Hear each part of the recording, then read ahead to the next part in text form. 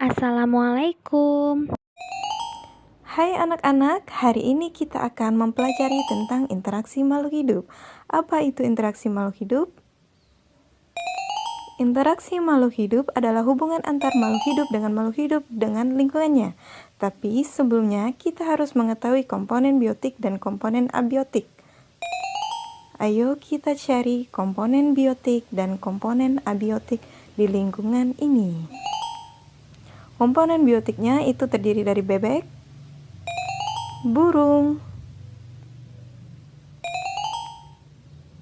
elang, kupu-kupu, ayam, manusia, bunga, asoka, rumput, dan jamur. Sedangkan komponen abiotiknya terdiri dari matahari, awan, angin udara, tanah, batu, dan air. Ingat, komponen biotik adalah komponen yang terdiri atas makhluk hidup, sedangkan komponen abiotik adalah seluruh benda yang tak hidup. Nah, lingkungan atau habitat merupakan tempat terjadinya interaksi makhluk hidup dan makhluk tak hidup. Hai guys, tahukah kalian bahwa setiap organisme tidak dapat hidup sendiri dan bergantung pada organisme lain dan lingkungannya?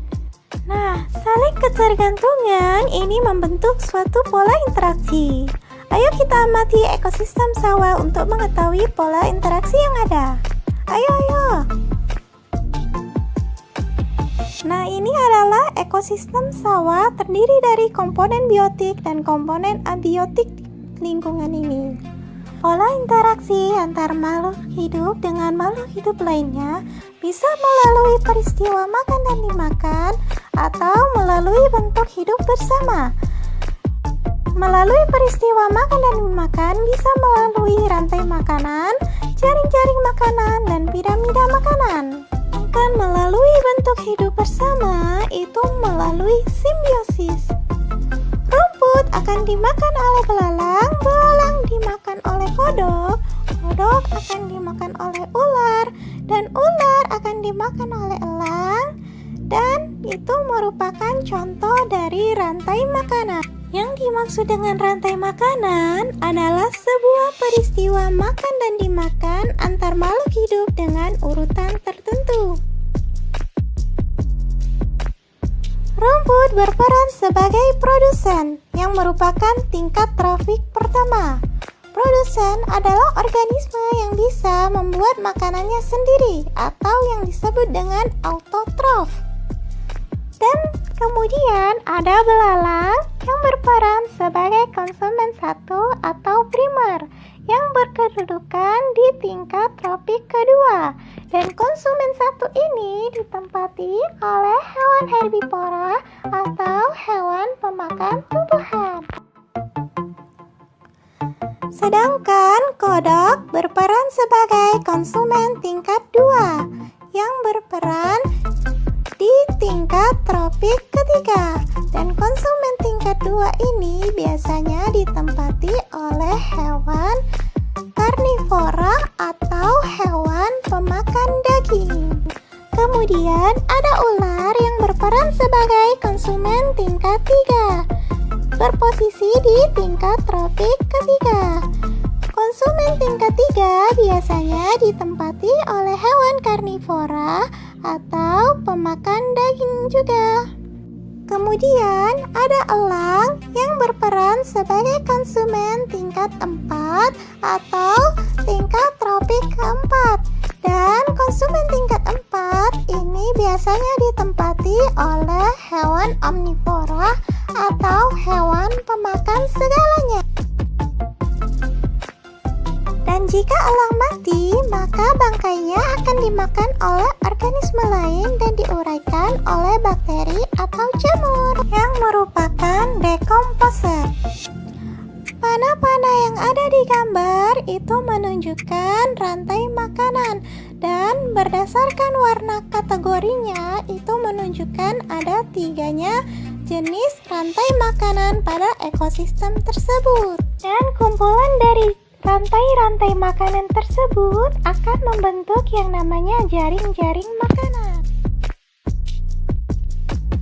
Jaring-jaring makanan adalah sekumpulan rantai makanan yang saling berhubungan dalam suatu ekosistem. Dan ini merupakan gambar dari piramida makanan.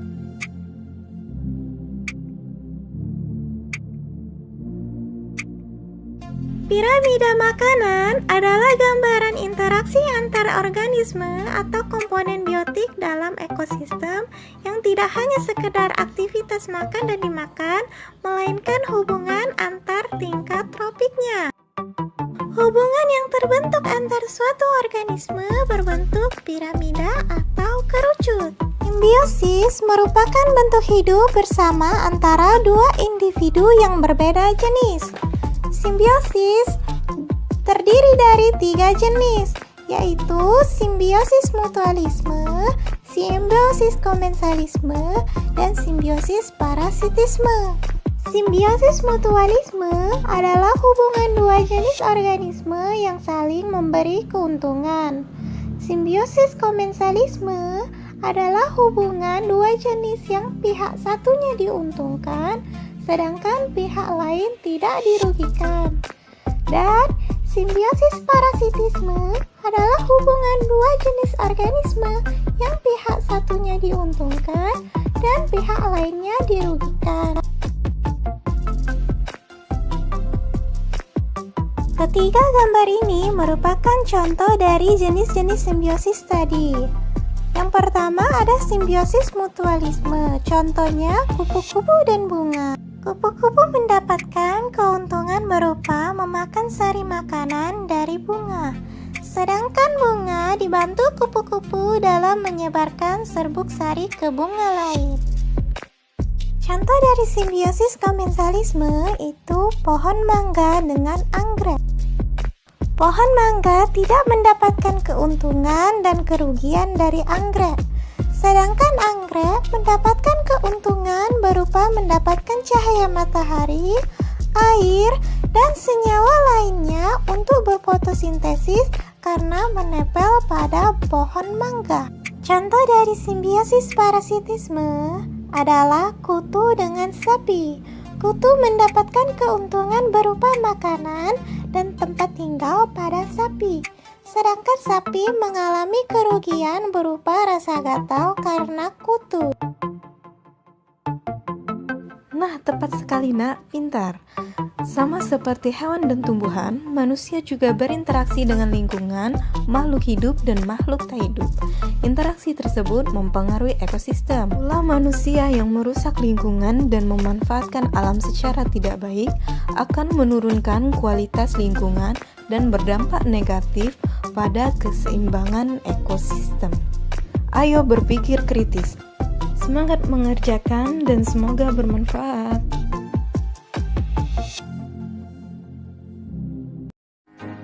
Ayo kita amati permasalahan yang ada dalam di sini. Ada kendaraan yang mengeluarkan emisi gas buangnya, kemudian ada pabrik yang mengeluarkan asap melalui cerobong, dan juga ingat ada gedung-gedung.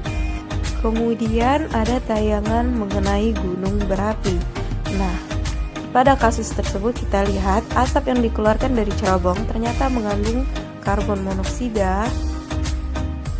Kemudian ada hidrokarbon dan ada senyawa lain yang berbahaya dan beracun. Gas-gas tersebut akan tersebar ke udara dan tidak disaring atau tidak karena pada cerobong asap tidak memiliki filter. Kemudian ada gunung berapi. Gunung ini akan menghasilkan abu vulkanik ketika gunung berapi tersebut meletus, dan porsinya itu lebih kecil dibandingkan dengan ulah manusia. Karena kegiatan-kegiatan yang ditimbulkan oleh manusia itu semakin hari tidak terkendali dalam menyebabkan pencemaran lingkungan, dan ini merupakan aktivitas alam.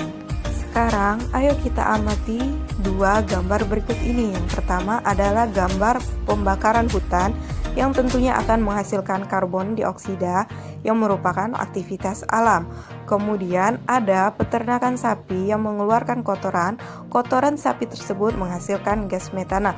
Kedua gas tersebut sangat berbahaya dan beracun bagi lingkungan dan juga makhluk hidup. Dan kemudian faktor terbesar yaitu adalah kendaraan yang menghasilkan emisi gas buang berupa hidrokarbon, karbon monoksida, karbon dioksida, dan nitrogen oksida yang akan mencemari udara. Kemudian faktor lainnya yaitu ada klorofluorokarbon atau CFC yang merupakan senyawa buangan yang dihasilkan dari AC, dan juga ada faktor-faktor lain misalnya asap rokok dan pembakaran sampah. Berikut ini adalah dampak dari pencemaran udara.